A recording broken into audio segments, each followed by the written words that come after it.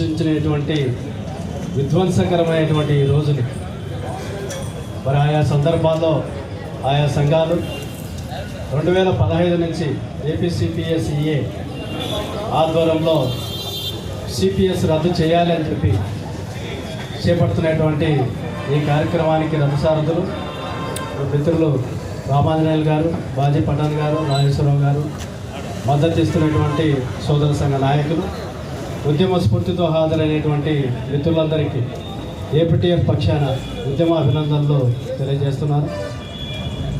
మిత్రులారా, మీ అందరికీ ఈరోజు ప్రాధాన్యతకు సంబంధించినటువంటి విషయం ఎవరికి కొత్త కాదనేటువంటిది మనకు తెలుసు.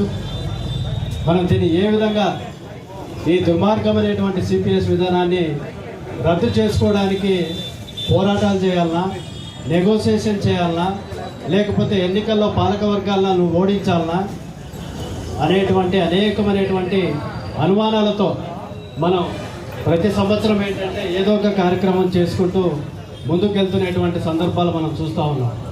మరి మీ అందరికీ తెలుసు, మన మిత్రులు ముందు మాట్లాడినటువంటి మిత్రులు తెలియజేశారు, పాలక వర్గాలుగా ఏర్పాటైనంత వరకు మాత్రమే మనల్ని ఉపయోగించుకొని వాళ్ళు మాత్రం ముఖ్యమంత్రులు, డిప్యూటీ సీఎంలు, మంత్రివర్గంలో బ్రహ్మాండంగా 4.5 సంవత్సరాల పాటు ఉండడం కోసం మాత్రమే మనల్ని ఉపయోగించుకుంటున్నారు అనేటువంటిది మాత్రం వాస్తవం.